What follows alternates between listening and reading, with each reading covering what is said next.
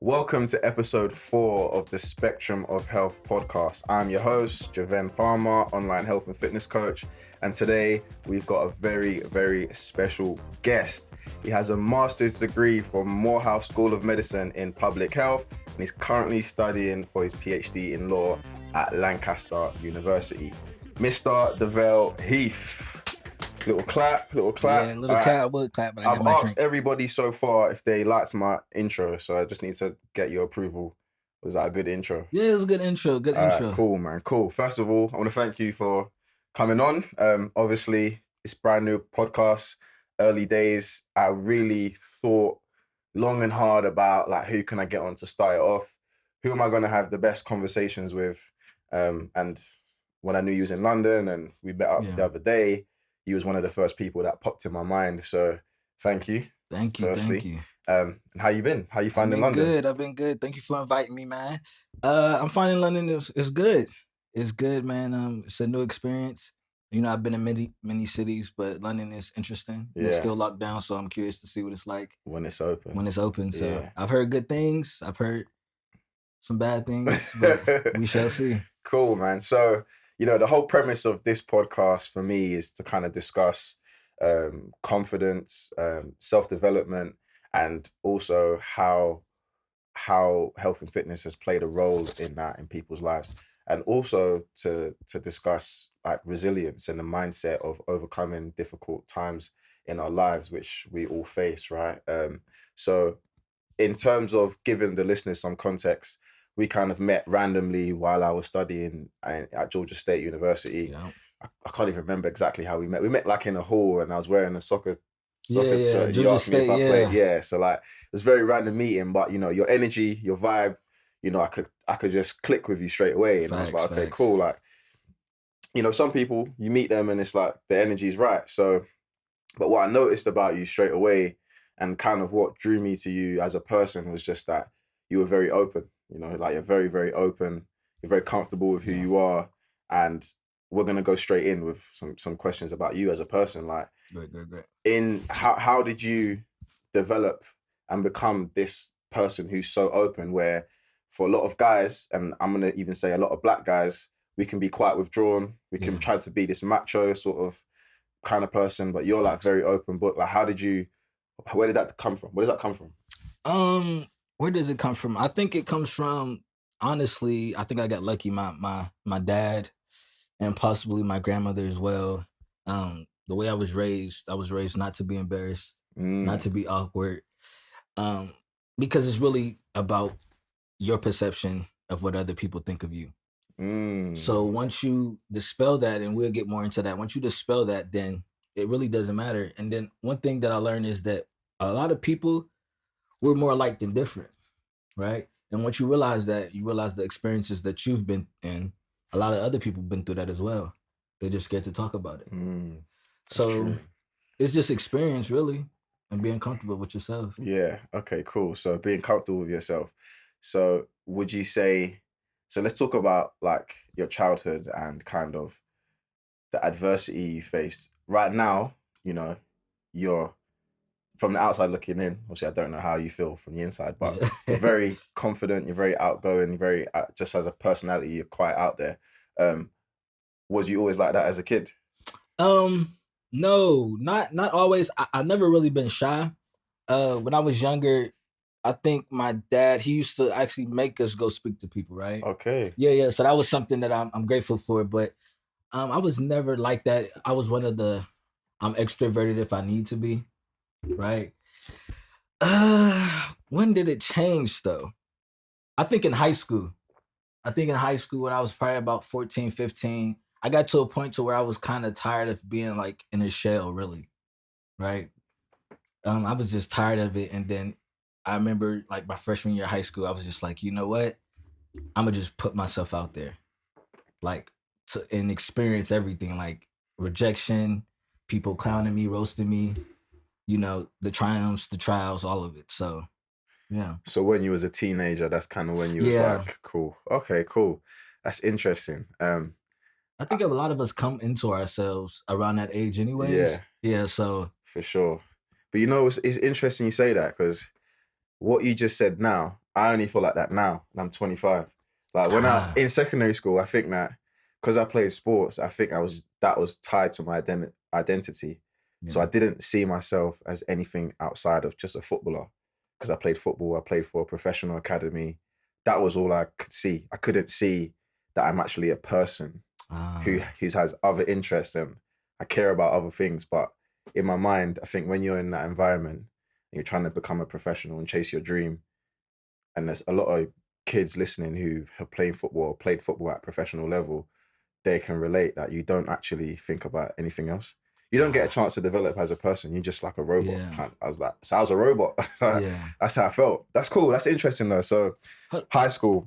Yeah, you know what? I wanted to say something because you were just speaking and it sparked something in me. So I was like, I wanted to put myself out there, right? Yeah. And experiences is what got me to, put myself out there. But when I was in high school, I played American football. Right. And my dad, I remember he was like, I wanted to stop playing American football, but he was like, if you stop, I don't know how you're gonna get a scholarship. Because I was also like, I'm a footballer, right? Or kind of football. I'm a footballer. And I actually stopped because I didn't want to play football anymore. And when I stopped, I really start finding myself, right? That's when I really start finding myself. So, yeah, bro. So would you say that your identity was tied to your sport? It was definitely tied to sport. Like it was like, all right, I'm a footballer. I'm gonna go to these camps. I'm gonna do this. I'm looking at schools. I only wanted my grades to be good because you wanted to play. Yeah, to play football. So once I stopped playing, I did fall off, right? Once I stopped playing, I got into some trouble, but I was finding myself, right? I was finding myself. So yeah, man. Yeah, and let's talk about that, finding yourself, because I think that it's crazy that I think even now there's a lot of adults who don't actually know they don't actually know themselves, and they don't ever take the time to get to know themselves. They're just wrapped in kind of what everyone else is doing. For you, what were some of the difficulties in that journey of kind of just becoming you? Like, what was difficult about that? I think the most difficult thing was being like an outcast, right? Whether I was doing something trendy or not, like whenever you finding yourself, the best way to find yourself is to do everything. Like anything on your plate, you eat it, right? Within reason. So I'm in the Black community, let me try ballet. I did that in college. Let me try ballet. What are you doing ballet for? And it's just like, I wouldn't know. You don't know until you try. So I think the best thing is like the judgment and how you handle that judgment.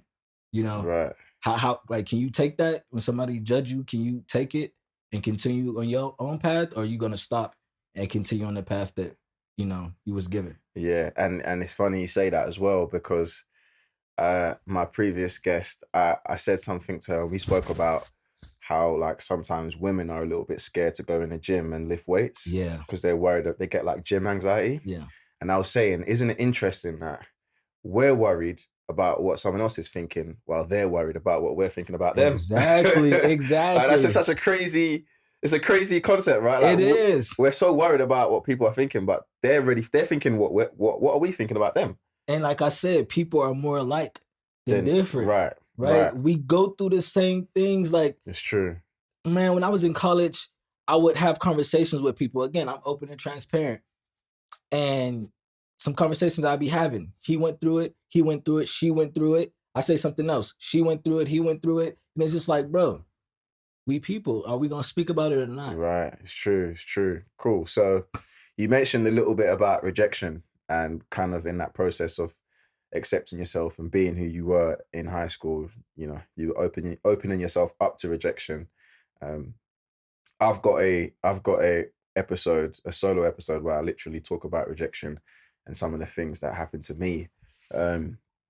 So what are some of the big things in terms of rejection that's happened to you, whether it's relationships, whether it's friendships, like even if it's like a life situation, career, like how have you dealt with that? What are some of the big things that you could potentially talk about? Like, well, I think rejection, how I look at it, and I've grown to this, rejection is just, it's a gift.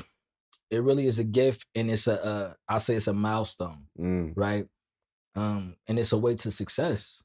to be honest with you, and I know that's cliche, but it really is, you know. How have I handled rejection? At first, you know, how do anybody handle rejection when they first get rejected, right? You get rejected by a girl, you know, by a school. Um, it's just all about perspective.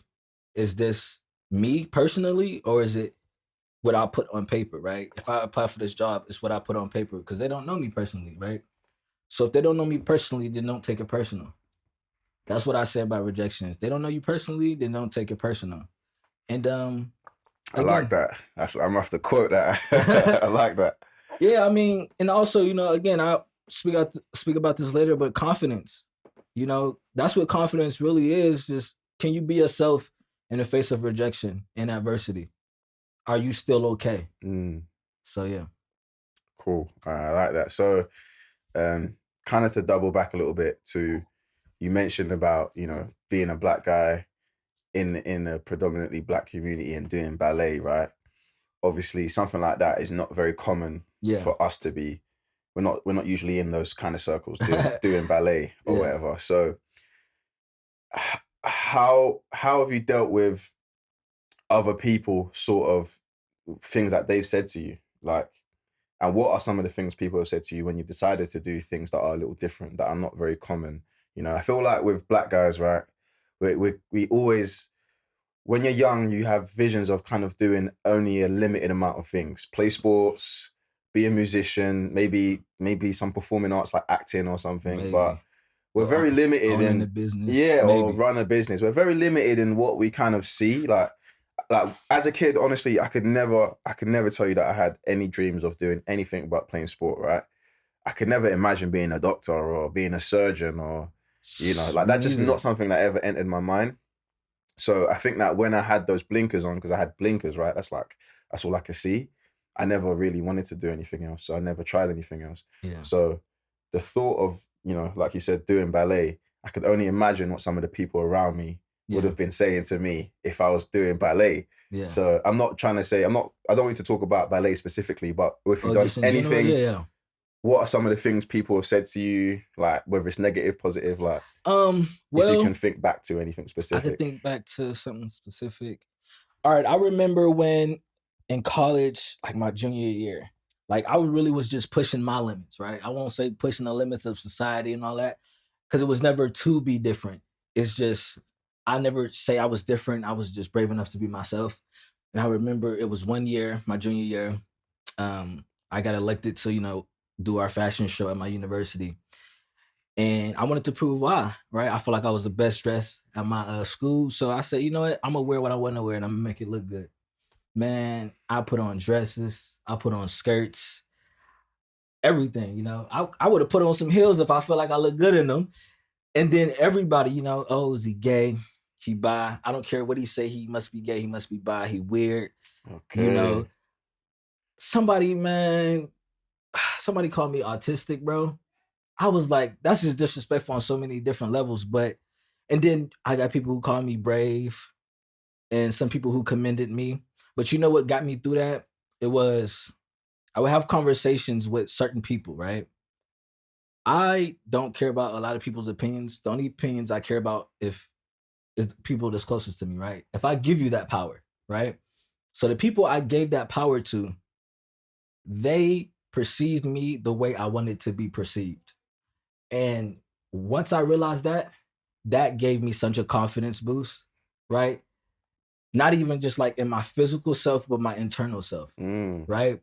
So once that person that I loved and I cherished said, no, I see you how you see yourself, right? And sometimes people don't get that, right? So if people don't get that, I would caution them to find that person, right? And not to necessarily reaffirm you, but find somebody who can see you for who you are. Mm.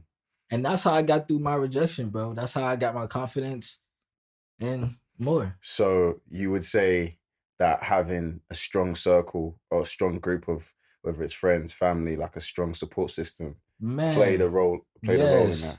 Yes. And not yes men, right? Right. People that are gonna be real with you. Yeah, like people say they say these things and it sound like cliche, but no, man, like not yes man. Somebody will tell you, like, you know what? I don't know about that, bro. Like I got this one friend, we debate all of the time. Like her name, her name is Erin. Shout out to Erin. We debate all of the time, but she'll tell me straight how it is, right? And I always respect that. But she tell me out of love, not disrespect, not like she hating. It's out of love. And some people they just used to yes men, right? And again, it's about looking inside yourself. Because sometimes people they want to change stuff, they have problems, but their personality is the problem. Right. And if you don't change your personality, then you're not changing the problem. That's interesting. I think that, I think a lot of people, the support system is a really, really, really critical piece in in life in general, because I think that we don't really understand the value of having a strong, solid support system. And some people, unfortunately, they don't really get the opportunity to have that, depending on certain life circumstances and whatnot. So you mentioned two things that I kind of want to pick on a little bit. First of all, the dress sense. And, I always see you on your IG flaunting, like the dress sense. And then also people asking you, are you gay or are you bi? So the reason I want to pick on that is because in men, right, there's this idea that we need to be macho, or we need to be hyper masculine, blah, blah, blah, right? So when we see guys doing those kind of things, whether they're wearing dresses, nail varnish, so on and so forth, they get these questions like you had, right? Oh, is he bi? Is he gay? Now, you're a straight guy, right? Yeah. All right. Heterosexual side of the spectrum. How when you, first of all, how did that make you feel, people asking you that? Like, you know what? At first, obviously I was offended because, I grew up, like, my dad is a macho dude, right? So I'm like, I'm gay, I'm bi. Yeah, but then when you really think about it, right, you get educated. Like, why is somebody's sexual orientation an insult? Right. You know what I'm saying? So why is that an insult? Then on top of that, it's just like, when you really think about it, gay people are some of the strongest people I know personally, right? I don't know anybody who choose to be oppressed. So it's true. So once I realized that, I said, nah, it's cool. And then I just like went on with my life. So, okay. So then so obviously you dealt with that really well. Yeah. You're happy to wear whatever you want to wear, so on and so forth. I did have my hiccups though. Okay. So couple swings. Yeah. So dealing with that, did that make you more comfortable with your sexuality? Because you knew, oh, I'm not gay, so why do I care what? You know what? It made me, how did it make me feel? For a second, it did make me question my sexuality. I was like, you know what? Am I? And again, I was younger, right? So I wasn't as educated on, sexuality as I was. But I said, am I gay? I'm not attracted to men, right? But would I ever, take that step? And internally, I was like, I wouldn't take that step, right? But it made me question it, and then it would be certain girls that I liked who would tell me, like, you know what, you just too, like, I like you, but I can't be seen. I can't be seen with you. So it's like, no matter, and I pride myself on having my confidence and self-awareness, but when somebody that you like tell you that, and you hear that from multiple people, it could tear you down some, right? Yeah. So it makes you wonder.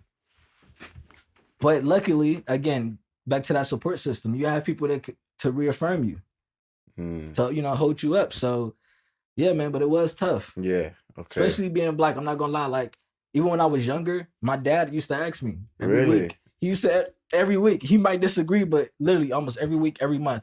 Are you gay? If you gay, tell me. Wow. So exactly. your dad would be asking. My dad would be like that. Everybody. Wow. Everybody. Yeah. Okay. It was tough. So how did you deal with that? Your dad asking you all the time, like? I would tell my dad, I would tell him no. I would tell him no. Because my dad, he wasn't like pressing the issue. Like, he would ask me, I'm like, nah. He'd be like, oh, okay.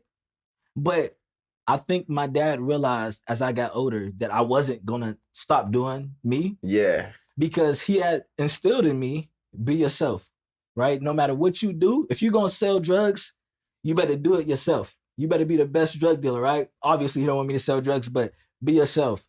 And the older I get, if I wear nail polish, if I, do something that somebody would consider questionable, my dad is just like, well, At least he's himself. Right. Right. So he always let me know that. So that helped. But nah, man, it was really tough. But I think sometimes you have to be self-aware and self-reflect. Yeah. A lot of young Black men don't self-reflect because we was never taught how to self-reflect, and we don't know the importance of self-reflection. Right.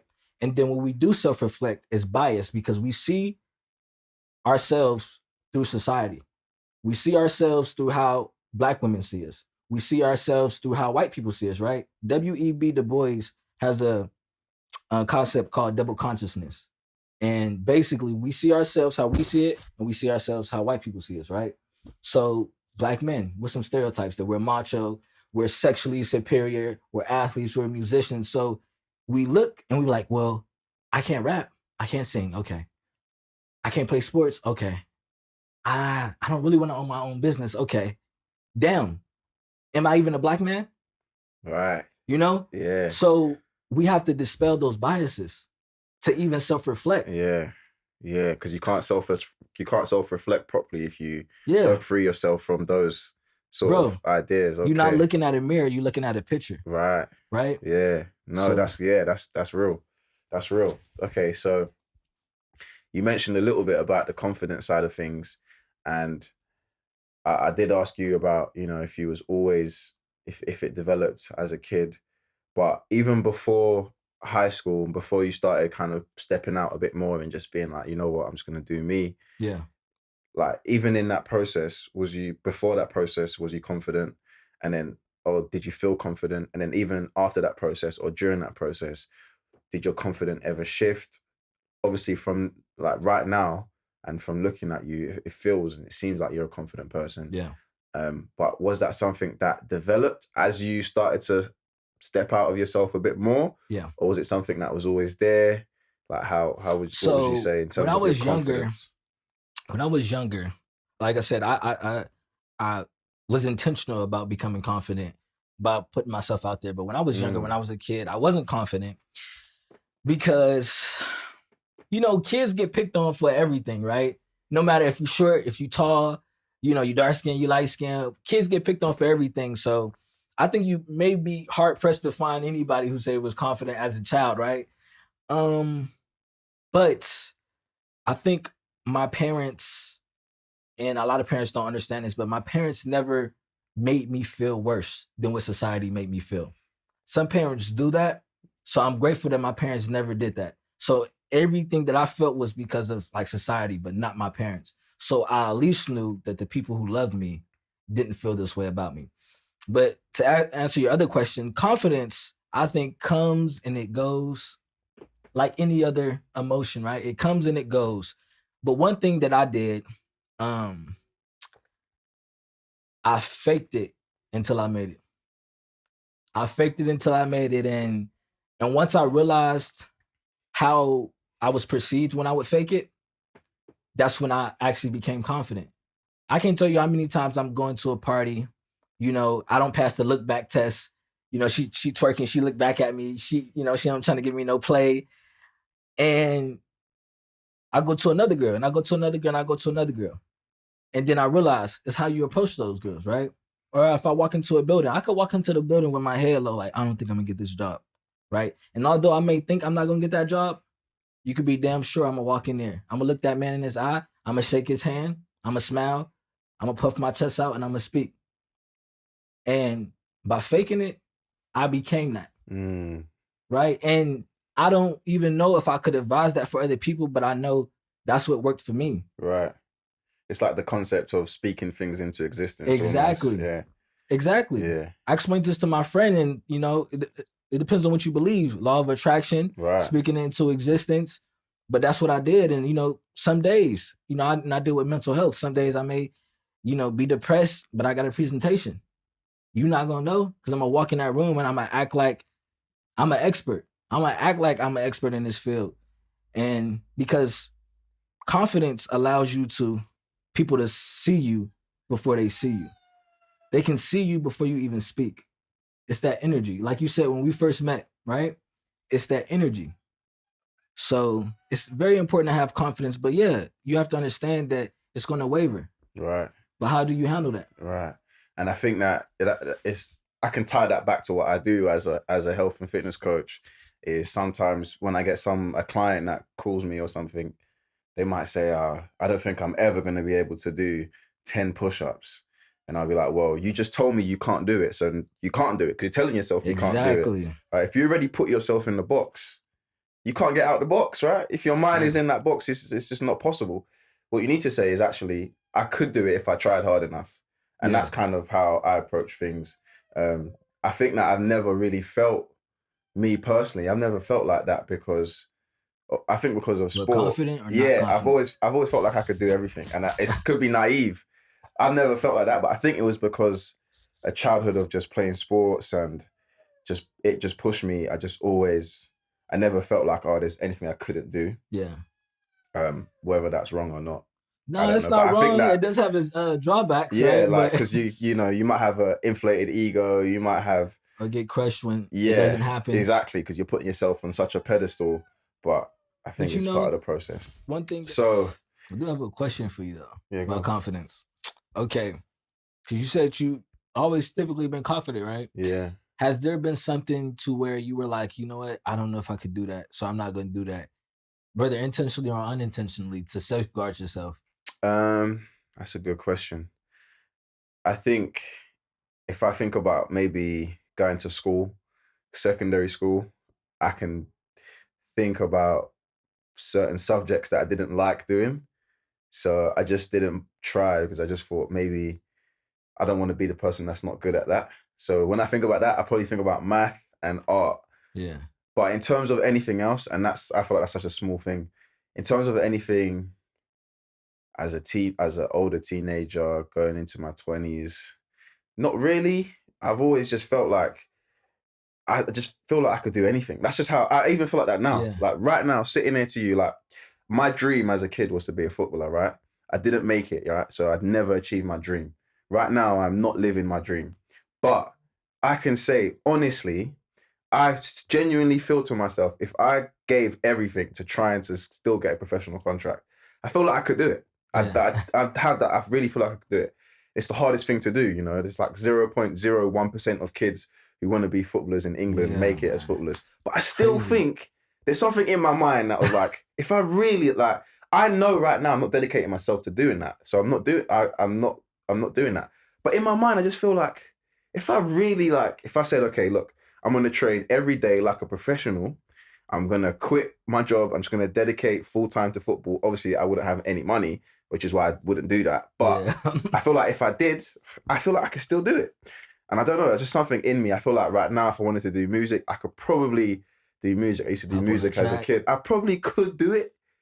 But I think a lot of the reason a big reason why I have that mindset is because when I was a kid, like you said about having a support system, my older brother would always say, you know, you can do whatever you want. You can do whatever you want, you know? And I think that just always stuck with me. Like, you know, you can be the best player if you want to be the best player, you know, you can be the best writer if you want to be the best writer. That's great. I think that always just, so I always have that in my mind. So when I talk to my clients, like, I say the same thing to them. Like, you know, like you keep saying that you can't do this, you can't do that. You've got to start changing the language you use. Because the language we use, really affects us. Bro, I didn't really realize that until 2020. Right. The language that you use really can change your whole outlook, bro. You definitely correct. And even if when I used to do in-person coaching, I used to get some clients who would say, I'd say, look, all right, we're going to do push-ups and we're going to go straight into pull-ups, you know, something like that. And they might say, oh, I can't do that. And I'll be like, no, we don't use those words. When you're working with me, this 45 minutes or 1 hour training session, we are not using the word can't. Yeah. If you use the word can't, it's 10 burpees. Like, I'd just be like, I'm giving you a punishment for using that word because I just hate that word. Like, my grandma was like that. I don't like that word. I just don't like that word. Like, why would you ever limit yourself? And I think, I don't know, just in my mind, I just feel like. Well, that's a good mindset to have. I think that obviously not everyone can have that and everybody has different experiences. Most people don't have that. Right, as to why they feel they can't do certain things, but I would just feel like anything's possible. But that kind of leads me, I spoke a little bit about fitness, and I kind of wanted to talk to you about fitness, because even when we first met, you asked me about running, about some running drills. So throughout your journey and throughout your life, what? Obviously, you played college, high school football, right? Yeah, I played rugby in college as well. Okay, wow, rugby too, and I know you do a bit of Muay Thai. So, how has health and fitness played a role in your confidence, in your mindset, and just yeah, in those two main things? How is health and Well, fitness? I think it played a big role. It played a significant role. Obviously, at the end of the day, everything is internal, right? But I feel like men in general, whether you black or white, we tie our physical fitness into our confidence, Mm, right? I feel like it's just a thing that's been instilled in us. How strong are you? How fast are you? Right? But it played a significant role. I had some times where I'll be like, I'll work out, I need to look good. And then sometimes I need to be healthy. And sometimes I need to be better at this sport. So yeah, man, it did play a big role. And sometimes the role was bigger than what I wanted it to be. Right. Especially around like spring when you want to get that summer body. yeah. It's a lot of pressure on yourself, right? Or when you play a sport, it's a lot of pressure on yourself to meet that time, hit that drill. But for me, I look at it as health now, right? When I look at it, and that's just that what works for me, right? When I look at it as health, I take less pressure off myself. And I'm able to do things in moderation. I'm able to take it more seriously and be more comfortable with the things I'm doing, right? I know for a lot of people, if they don't reach a certain, milestone at a certain time, they just quit, right? Especially when it comes to working out. And you can't do that. Mm, So I think you have to tell yourself what you need to tell yourself to get there because you want to get there, right? And the pain of disappointment is worse than the pain of discipline, mm. right? All right, mate, you're giving me all the quotes Yeah. today. You're I giving me all learned that the pain of quotes. disappointment is worse than the pain of discipline. So which one? That's a fact. That is a fact. And it's interesting you say, the people when it's tied to a really aesthetic goal, Yeah, you man. give yourself more chance of quitting. And I hate quitters. Like I hate quitters, and I know like some people will be like, oh, but not everybody's built to do certain things. You got to be, but I just can't. Like when someone keeps saying, I can't do this, and I'm gonna stop. In my mind, I'm just like, it just hurts me because it hurts me because I would never quit. Like there's certain things I just feel like the only way I would quit is if it's gonna hurt other people. Like if it's gonna Yeah. hurt my family, if it's gonna hurt me, I will quit. But if I'm quitting because something's a little bit too difficult, then that to me, the reasoning is not enough. Like, and so you would say that right now it's not necessarily about an aesthetic goal for you. It's more about health. Yeah, I would say it's more about health. Like obviously I like to look good. Yeah. Obviously I want to look like one of the guys on the magazine or something like that. Like, guys have body image issues as well Yeah. that we really don't talk about. So obviously I would like that, but again, it's health. Like the older I get, and I'm not that old, but the older I get, the more that I learn, especially about, men's health in general, because a lot of men don't know about our health issues, especially black men. Mm. Health is the number one thing, right? And then if you really want to be honest, I have a lot of girlfriends, right? The aesthetics, what we consider conventionally attractive, that doesn't get every girl, right? That doesn't get every guy if you like guys. Some people like dad bod. Some people like the shred. True. You get what I'm saying? And it's funny you say that because I remember when I was a teenager, there was this one girl that I really liked. And one day, obviously I played sports, so I was in good shape, Yeah. 6-pack. And even having a 6-pack as a teenager, you're like, yeah, I've got 6-pack. This girl, I see a picture of her boyfriend and I was looking at him and he just looked like a Oompa Loompa. I was like, what? No. So why doesn't she like me? And I think I didn't realize like you just said, that doesn't, just because I got a 6-pack and I got a big chest and I got arms, doesn't mean I can get every woman that I want, right? And it's you, when you said that, it just sparked it in my head. And like, just to tie this back into what I said earlier, putting yourself out there, experiencing things. When you experience people, right, a person and their thoughts, then you learn, right? You learn from these different people. You learn from these women. You learn from these trans individuals. You learn from these gay individuals, from these black men, white men. Bro, Like everybody, you know, they got their preferences, whether it's problematic or not. But some people like dad bods, some don't. I've met some girls that's like 5'9", 5'10". They love short guys, right? I could walk around here and just be like, oh man, I'm short. Society don't like me, you know. But I know there are people out there that like that, Yeah, right? yeah, And people don't. yeah. And it goes back to confidence. Confidence is not will they like me. It's will I like myself through this. That's what it is. Will I like myself through this? Not will I. Actually, I do like myself through this. Right. You don't like me? That's cool. You like me? That's cool too. And that's confidence. That's what confidence is. It's true. And I think so if I talk about myself for a minute in terms of the pandemic hitting and me deciding to build my own online coaching service and stuff, I think I had to take the reins off a little bit and be a little bit like, okay, I've got to start making content, because you can't be an online coach who doesn't have content online. Yeah. You can't be an online coach who doesn't post on Instagram. And I'm not really, Yeah. I use social media, but I don't consume it like other people do. I don't post like other people do. But now I realize, okay, look, it's a business. It's not personal. It's a business. I had to take myself out of it. But the fear and the apprehension before doing it was that, how will other people see me? Yeah. Am I going to be coming across as salesy? Am I posting too much? Are people going to be irritated? Are people going to follow me? Like, those are all the things that I question. But really, that stuff don't matter. Like, I'm trying to do my own thing. As long as I'm comfortable with what I'm saying and I'm not hurting anybody, I should be all right. Exactly. And I think now, I've always been confident, but I think I've reached a different sort of freedom. Yeah. So to speak. I'm happy for you, man. When I kind of stepped out in that sort of realm.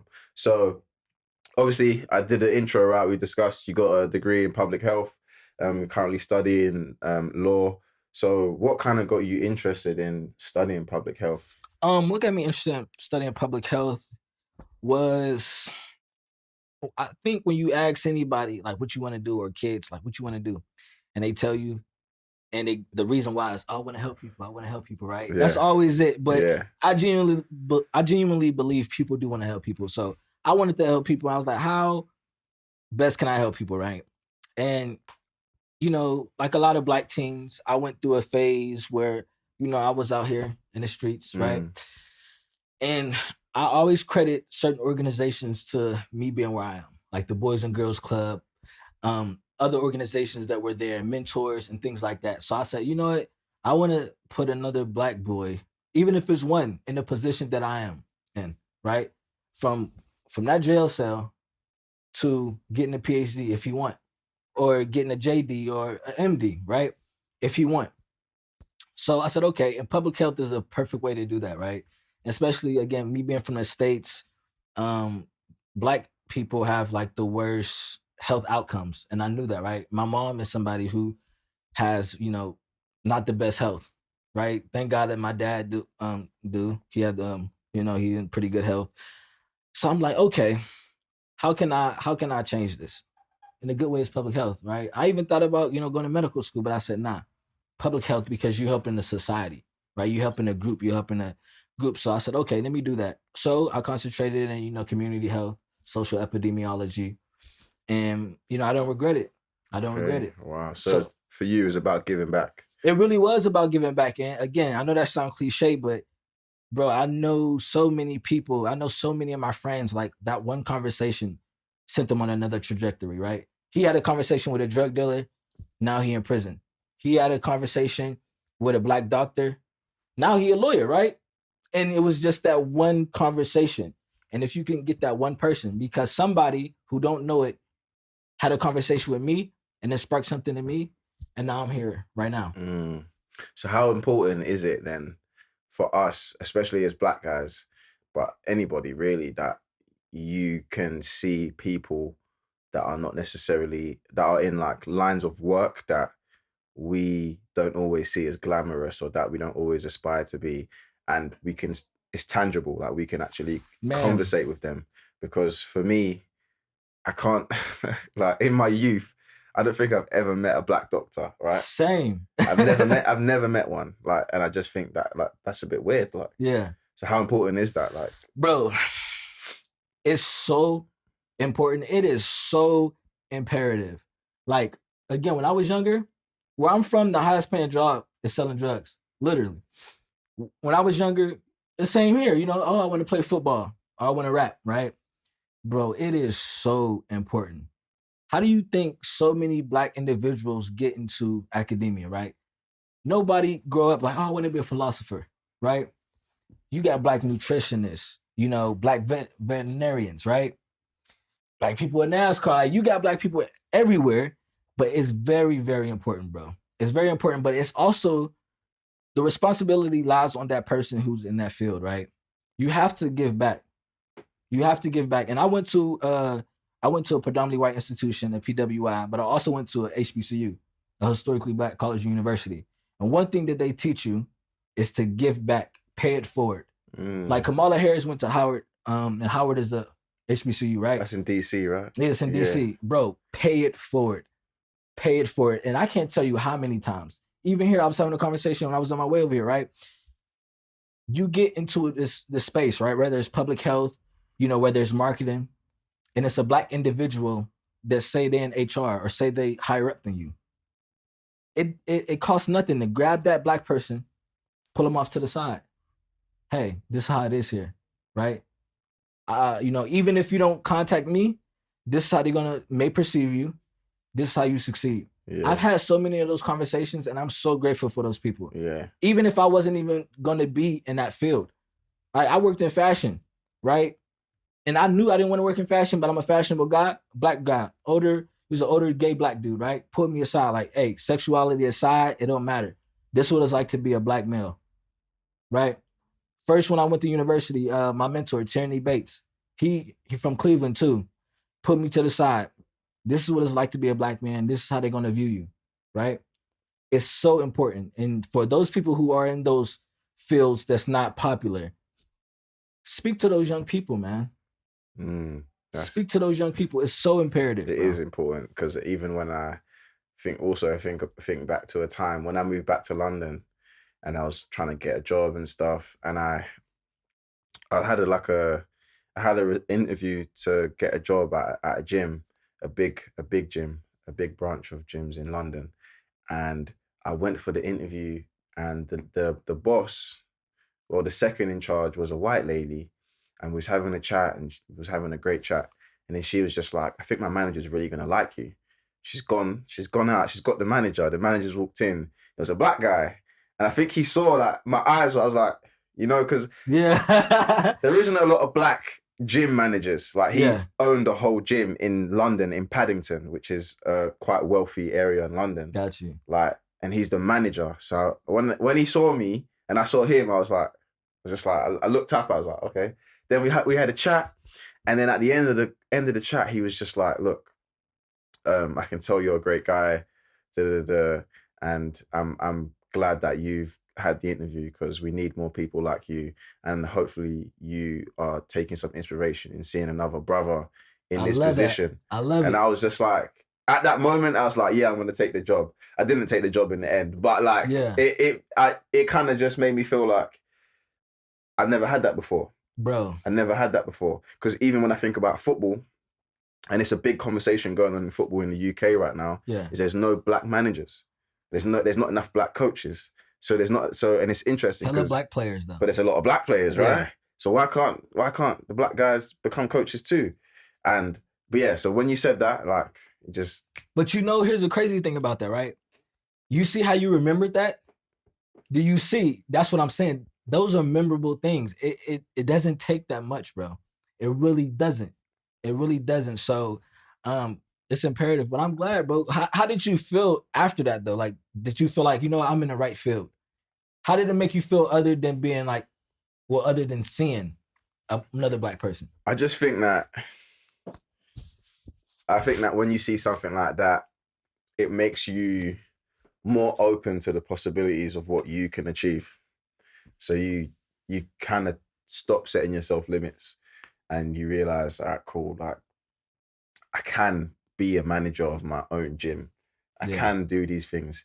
It's not like I'm going to be on the cover of Forbes, but it's still a big deal. And sometimes I think that we get caught up, especially in the social media age, is we get caught up in wanting to be having all these designer garments, we want to be on every blog website. We want to be the main person. We want to be an Listen, if you're not influencer. top 3, then you nothing basically. That's a little bit, and it's a little bit, it's clouding what success is for people. Reality, Yeah, because not everybody is going to have a Benz and a 5-bedroom house. You know, not everybody's going to have the best looking in commas, inverted commas, the Yeah. best looking woman on their arm. Like these things, we're not living in. It's not Grand Theft Auto. We're not. It's real life. Yeah. And I think that sometimes, you know, when I see this guy and I saw this guy and I see him in a good position, making good money in a predominantly white area Yeah. where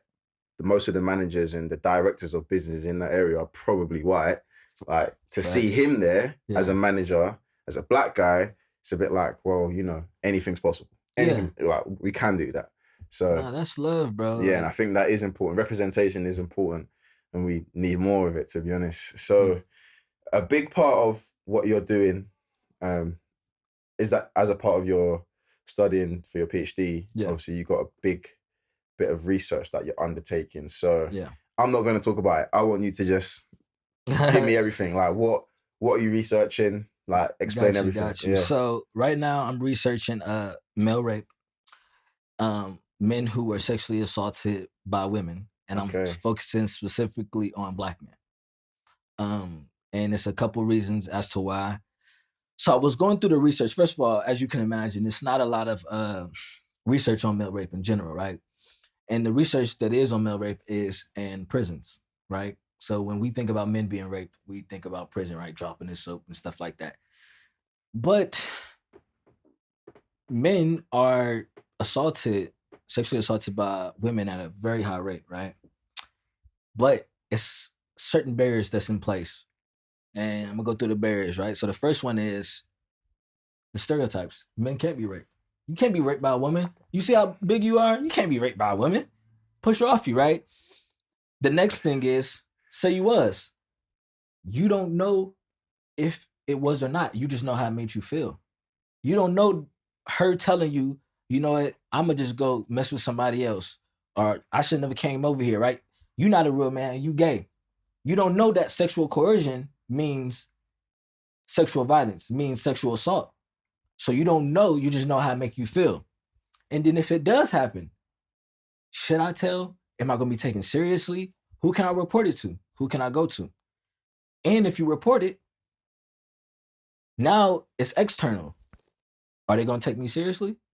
Should we take him seriously? How can you be raped by a woman? And then on top of that, so you have those things, right? And then on top of that, you have an extra layer of being Black. So I remember when I first did my research, I was going to focus on all men, right? And then the George Floyd, situations happened, and I became even more pro-Black. I'm pro-Black. I became even more pro-Black, got in my studies, reinvented myself, start to understand myself and my people more. And I reached out to my supervisor, who's a white woman, by the way, from Northern England. I reached out to her and I said, hey, I want to focus on Black men. And I'm grateful for my supervisor. She said, I think that's a great idea, right? So I got a good support system, always important.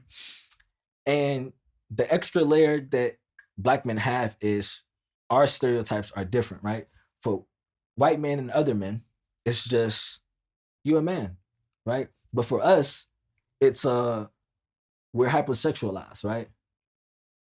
We're fetishized. A lot of Black men don't understand that they're being fetishized. You know what? I want to have mixed race babies. We'll leave that. We'll get into that in a minute, bro. Or it's the she'll fuck you, but she ain't gonna take you home, right? Get out. I love that movie because that is a perfect thing, right? A lot of guys don't care when they're fetishized because they never really get fetishized, right? But me being me and looking at these things, researching these things, that's a big problem, right? So right now, I'm part of my research. I'm doing a literature review, and I'm looking at it during slavery times, right? And colonialism, bro. We were sexually assaulted by white men, by white women, and that's all of that set the tone for what happens now, right? I'm pretty sure you heard this. Hey, stay away from the white girls. They'll lie. right? Even if you didn't do nothing, they'll lie, right? And I'm not saying by any means that the majority of women lie about being sexually assaulted, right? Because the majority of women don't, right?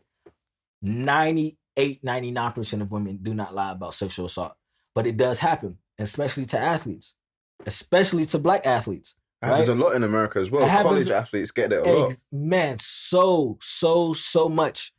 And they don't understand you were being fetishized. So we have these stereotypes, right? And then you have the fact of of what happens, the consequences of those stereotypes. Like, the Emmett Till case, he just looked at a white woman. So it's this concept called rape by eyeball, right? So rape by eyeballing. So back in the day, you look at a white woman, they automatically assume that you wanted to sexually assault her, right? That's what happened to Emmett Till. Many other people, black men were lynched. So that adds an extra layer because white men and other men aren't sexualized like we are. Mm. And here's the thing, we internalize these sexual stereotypes, right? So when a black man, I speak to a lot of black men about a lot of sensitive issues, right? I'll tell you an instance. I spoke to a black man and he wasn't confident in his size, right? He felt, it wasn't that he felt less of a man, he genuinely felt less of a black man because we are taught that we are hung, right? We should be able to last longer, we should be better in bed, we should be all of these things. And a lot of men want to be these things. But if we don't meet that standard that society put on us, then we're nothing at all. Mm. And that's, the gist of my research. So that's why I'm focusing on black male rape. And it happens at a very, very high rate, but a lot of men don't report it. Right. And that's like the biggest thing, and that's gonna be like the biggest obstacle in my research. It's like you can't get a lot of statistics from people who've actually exactly. So I'm doing primary research, which is I'm collecting it myself. Right. And again, I've had conversations with guys, and they have been very comfortable. Right. Obviously, you got to make somebody comfortable in that situation. So I think I get a good sample size, but yeah, man, it's very difficult. It's very difficult. Yeah, I can imagine. So in regards to the idea of, or not even the idea, in regards to men being raped, black men being raped, and the conversations that you've had so far in your research, how have you had any conversations with them about the trauma and coming back from that rape and kind of, rebuilding their confidence? Yeah. Just developing themselves as people after that happens. Yeah. Because obviously you hear a lot of women talking about it, how it takes them a very long time to get over it. Some of them can never truly get over it. Facts. It's always going to be with them. Have you had any conversations with men about that? I have. So the thing is, sexual assault is different for every person. Man, woman, child, trans, it's different for every person. So there's no one size fits all. Like, that's just that. Some men, they brush it off because it fits the sex role. Well, like, I mean, at least I hit. Like, did you hit though? You were forced.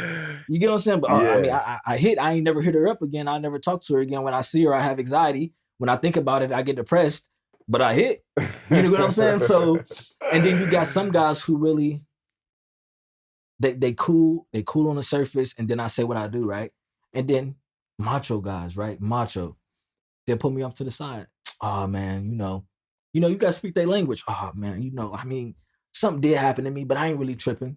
I'm like, okay, I'll play the thing. It's cool. Oh yeah, I mean, I was drunk and basically she took advantage of me, right? And I'm just like, okay. And you can see that it affects them, right? And the rebuilding process is different because other traumas come into play, right? So when you think about confidence, some guys be like, man, why couldn't I push her off of me? Why did I let her do this? Like, what kind of man am I? Again, right? Because it's that gender role, like, am I a man? So I talk to them and I explain to them, like, bro, a man and masculinity is this. Whatever you defined it, right? That's what it is. Masculinity is whatever you define it as. You, your person, not what society defined it as.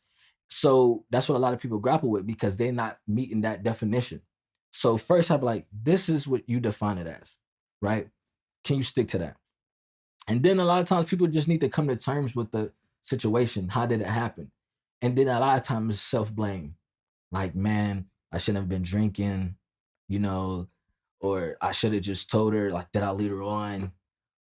Nah, bro, like it's never you, right? It's never the victim is never the victim. Like it don't matter if you put yourself in that situation. It don't matter if you felt like you let them on. Nothing warrants rape, right? So just having these conversations and genuine conversations, like people got to be brave enough, and sometimes they're not brave enough, right? And that's okay. And I tell them that too. Some people don't want to talk about it, like they want to talk about it on their own time. And then it's the way that you talk about it that matters. I was having a conversation with one dude. We were just playing Call of Duty, right? It came up during Call of Duty. I tried to talk to him about it before. He was like, nah, I'm cool. We playing Call of Duty, right? Mindlessly. Oh yeah, man. This one time, this girl, right? So you find where they're at. It's all about comfortability, right? Make them comfortable, speak to them, reaffirm them. Bro, your feelings are valid, right? Don't let society tell you that they're not. Define your situation yourself. Define your masculinity yourself. Define what success in this situation looks like yourself. So with that then, because it's not something that's very common, right? It's not very common at all. So, well, it is, but it's just not very known, right? Exactly. Rather. So with that being said, female rape or rape that happens to women is something that's quite prominent in the news. It's something that we know about. It's like we know it shouldn't happen. And I feel like, and you can correct me if I'm wrong here, but for women, there's probably a bit more of a support system. There's more of a rehabilitation process. Yeah. With men, do you think that because it's not very common and as in like it's not very commonly spoken about and it's not very out there in terms of the statistics, that there's not really an opportunity to have a rehabilitation process because there's not like, it's not very known. Yeah. Yeah. So would you say that that's correct? That is correct. Like in all countries, I think there's a couple organizations in the UK who focus specifically on men. Okay. Which I don't know if any, not even in the States, not in Europe, and I'm pretty sure there may be some, but I think that's phenomenal. So shout out to the UK for that. They focus specifically on men and men who are assigned male at birth. So non-binary individuals and trans individuals as well. But no, you're definitely right. And I don't fault anybody for that because it's like the majority of it does happen to women, right? It does. But I think in society, we think either or, right? Either this or it's that. Either that or and not and. This happens to women and men, right? And if anything, we speak a lot about the trauma and the terror that men bring to the world. And this aids in it, right? Men being sexually assaulted aids in it. But we don't remedy it. Or we don't try to remedy it. You got some organizations here and there, but they scrapping for funding, you know. But no, there's no rehabilitation process. Like at all. A lot of men have to handle this on their own. Yeah. And they turn to self-medication. Yeah, it's true. Yeah, and you're right. This society is this or that, right? It's such a black and white. It's like you can't be, it's like you can't like two things at the same time. It's crazy. Yeah. Like it's not right because it doesn't allow people to have open conversations. Exactly. And I always find it like, and I don't really want to bring in any politics, but I always find that politics I feel like politics makes it worse because it's like, it's politics is the driver for it. You can't talk about it without bringing in politics because it's true, and this is your podcast, but I'm going to say it, it's like, just because something happens more and this happens less does not mean it shouldn't be talked about, right? Right. And that's the truth. Like, just because trans women go through this does not mean we should neglect non-binary individuals. right? It happens. Let's address it all at once. Yeah. But you're definitely right, bro. Politics play a very big role into it.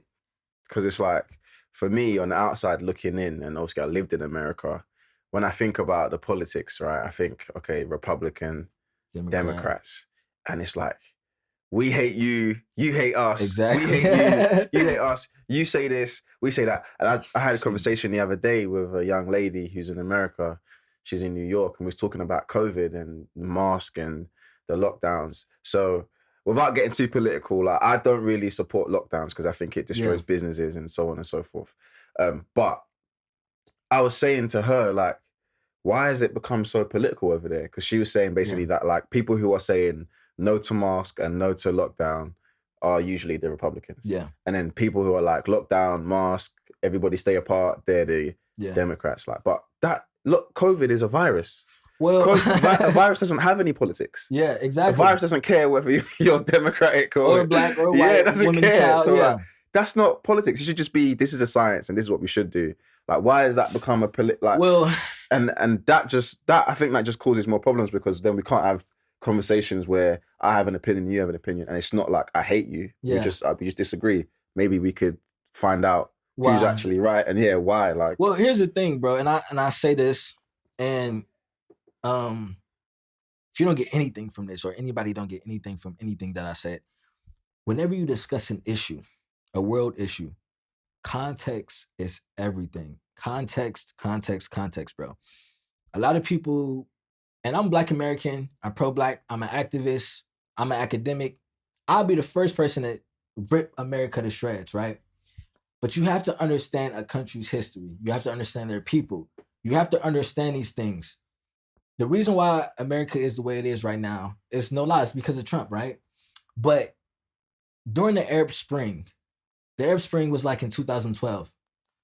And you have all of these Arab nations fighting, going to war, which causes a lot of immigrants, right? To Southern Europe, Southern and Western Europe.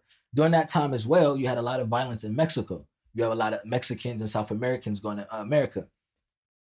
Coincidentally, it was a wave of nationalism across the whole Western world. You got more nationalists in the States. Oh, we don't want those immigrants here. You got more nationalists in Europe. Germany, France, Norway, the UK. Oh, these immigrants. And they're taking our jobs. Everything came more political between 2016 to now, right? And I don't know if it's a coincidence. I think it is, but racism became more overt everywhere, right? So now it's even if I believe you, or even if I have the same mind as you, because I'm on this side, I have to be on this side. Right. So it's not I'm trying to understand you. Like, a lot of people, they don't have conversations to understand. You can understand and disagree, right? I understand your point, like the lockdowns, right? I have a different opinion on lockdowns, but hey, I understand. All right, I disagree. But now you disagree. Oh, you a bigot. You racist. You misogynistic. You misandric. That's society at this point, man. Yeah, and I think you can't have conversations properly because of that, and you can't have healthy debates.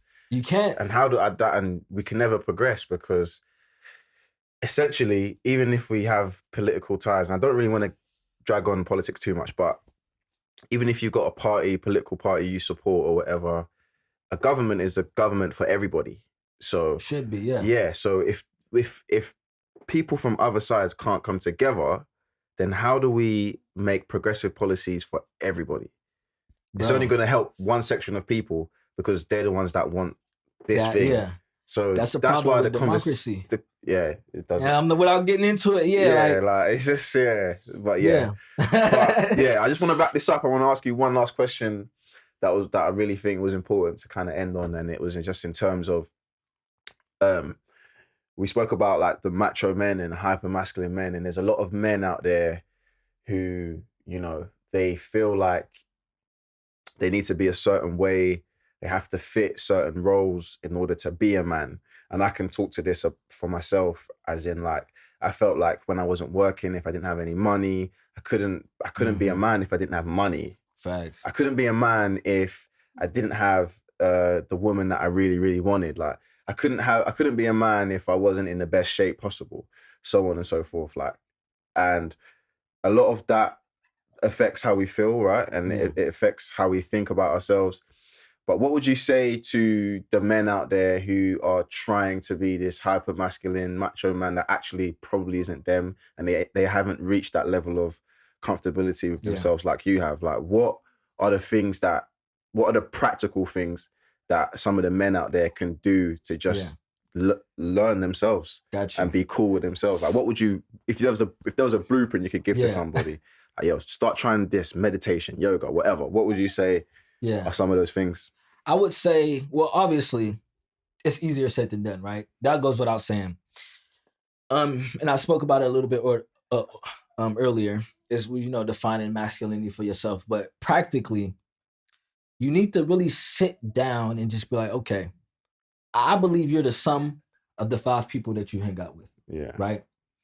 Really sit down with yourself, like, because like, man, I don't really fit in with these guys, but they cool. These my guys, but it's something like, I wanna paint. We over here doing this. I wanna paint, right? Sit down and evaluate yourself, right? Really, really evaluate yourself. And you don't have to remove yourself from that friend group or whatever, but love yourself. And when I say love yourself, I mean be intentional about loving yourself through action. So even if you gotta go out by yourself and paint, then do that, right?